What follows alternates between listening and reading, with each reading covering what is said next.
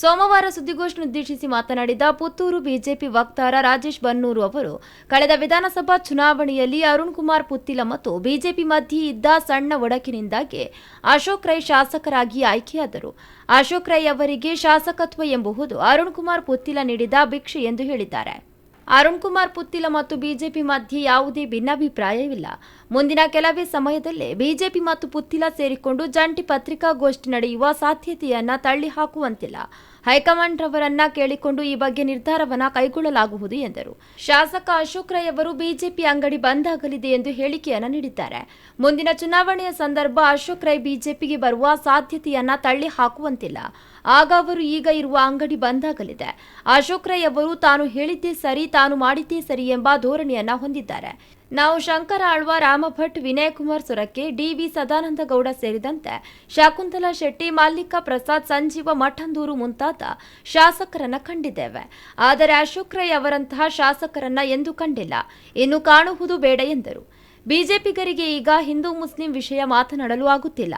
ಅದಕ್ಕಾಗಿ ರಸ್ತೆ ಬದಿಯ ಮಣ್ಣಿನ ರಾಶಿಯನ್ನ ನೋಡಲು ಹೋಗುತ್ತಿದ್ದಾರೆ ಎಂಬ ಶಾಸಕರ ಮಾತಿಗೆ ಪ್ರತಿಕ್ರಿಯಿಸಿದ ಅವರು 1947ರಲ್ಲಿ ದೇಶವನ್ನ ಹಿಂದೂ ಮತ್ತು ಮುಸ್ಲಿಂ ಎಂಬ ಹೆಸರಿನಲ್ಲಿ ವಿಭಜಿಸಿದ್ದೇ ಕಾಂಗ್ರೆಸ್. ಆಗ ಬಿಜೆಪಿ ಹುಟ್ಟಿಯೂ ಇರಲಿಲ್ಲ ಎಂದರು.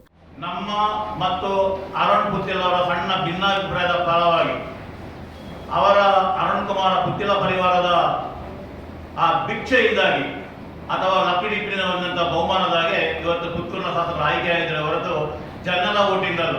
ನಮ್ಮ ಇಬ್ಬರ ಓಟನ್ನ ಟೋಟಲ್ ಮಾಡಿದ್ರೆ ಸ್ವಲ್ಪ ಲಕ್ಷ ದಾಡ್ತದೆ. ನೀವು ಆಲೋಚನೆ ಮಾಡಿ ಹೇಗಿರ್ತದೆ ಅಂತ. ಅದಕ್ಕೋಸ್ಕರ ಇನ್ನೊಂದ್ಸಲ ಹೇಳ್ತೇನೆ, ಪುತ್ತಿಲ ಮತ್ತು ಬಿಜೆಪಿಯ ಪರಿವಾರದ ನಡುವೆ ಸಣ್ಣ ಭಿನ್ನಾಭಿಪ್ರಾಯದ ಪರಿಣಾಮ ಪುತ್ತಿಲ ಪರಿವಾರ ಕೊಟ್ಟಂತ ಭಿಕ್ಷೆಯಿಂದ ಇವತ್ತು ಶಾಸಕ ಅಶೋಕ್ ಕುಮಾರ್ ರೈ ಆಯ್ಕೆಯಾಗಿದ್ದಾರೆ ಪುತ್ತೂರು ವಿಧಾನಸಭಾ ಕ್ಷೇತ್ರದಲ್ಲಿ. ಅದರ ಜೊತೆಗೆ ಅವರು ಹೇಳ್ತಾರೆ ಅನುದಾನ ಪುತ್ತೂರಿಗೆ ತಂದು ನಾನು ತಂದದ್ದು ಬೇರೆ ಕಾರ್ಯಗಳು ಅಂತ. ನಿಮಗೆ ಗೊತ್ತಿರಲಿ, ಪುತ್ತೂರಿನಲ್ಲಿರುವಂಥ 100ಕ್ಕೆ 80% ಅನುದಾನಗಳು ಈ ಹಿಂದೆ ಸಂಜೀವಣ್ಣ MLA ಇರ್ಬೋದು ಅಥವಾ ಬೇರೆ ಬೇರೆ ಜನ MLA ಇರ್ಬೋದು, ಆ ಸಮಯದಲ್ಲಿ ಪಾಸ್ ಆದ ಹೊರತು ಇವರದ್ದು ಏನೂ ಇಲ್ಲ. ಉದಾಹರಣೆಗೆ ಸರಕಾರ ನನ್ನ ತರಲು ಪ್ರತಿ ತಿಂಗಳು ಅದಕ್ಕೆ ಜವಾಬ್ದಾರಿಯನ್ನು ಇರೋದಿಲ್ಲ.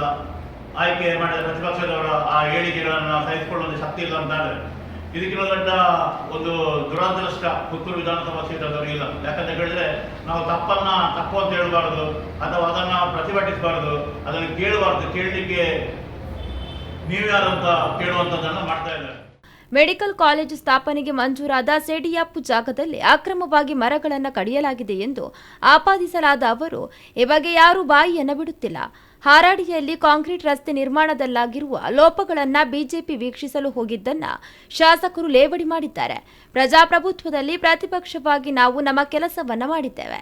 ಇದನ್ನು ಲೇವಡಿ ಮಾಡುವುದು ಶಾಸಕರ ಘನತೆಗೆ ಶೋಭೆಯನ್ನ ತರುವಂತದ್ದಲ್ಲ ಎಂದರು.